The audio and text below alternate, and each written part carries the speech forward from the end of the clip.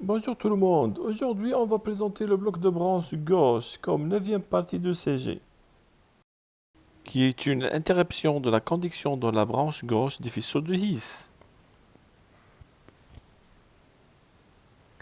Il est le plus souvent secondaire à une atteinte anatomique organique et parfois il est fonctionnel ou réversible par un autre mécanisme toxique ou ischémique.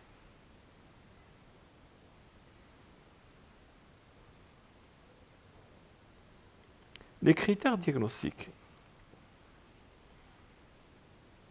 Il associe premièrement une durée de QRS supérieure ou égale à 120 millisecondes dans au moins une dérivation quelconque. Deuxièmement, avec une onde R large empâtée au croche TRR', dont l'ascension initiale est rapide. Le crochetage RR' est indispensable pour écarter la possibilité d'une hypertrophie ventriculaire à QRS supérieure à 120 millisecondes.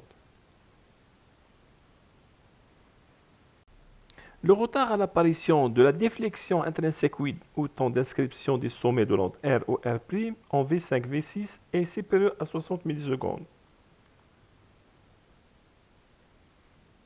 Signes associés. Dans les précordiales gauches, on note une disparition de l'onde Q septale en D1, V5 et V6. Mais une onde Q étroite en VL est possible en l'absence de pathologie. On peut observer parfois un aspect RS en V5 et V6 attribué au déplacement de la zone de transition ou un axe hypergauche. Dans les précordiales droites, on note un rabotage de l'onde R qui reste fine, suivi d'une onde S large et profonde, dont la descente est plus rapide que la montée. Dans certains cas, il n'y a pas d'onde R, celle-ci est remplacée par une onde Q initiale. L'aspect résultant est donc un QS qui ne témoigne pas d'un infarctus.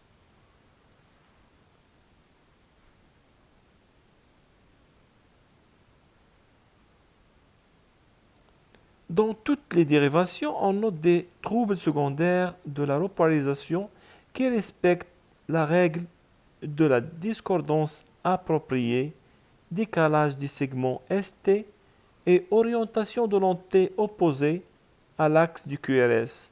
Néanmoins, une onde T positive en précordial gauche est possible, bloc gauche homophasique. Cette variété peu fréquente doit faire éliminer l'existence d'une ischémie coronaire ou d'une hyperkaliémie.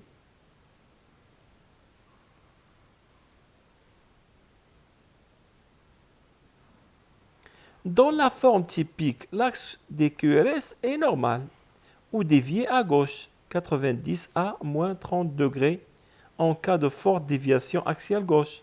Axe de QRS compris entre moins 45 et moins 90, il faut rechercher une hypertrophie du ventricule gauche ou une cardiomyopathie dilatée.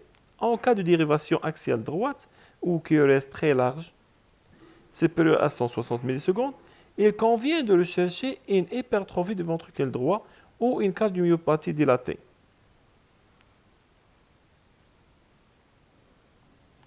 Le pronostic.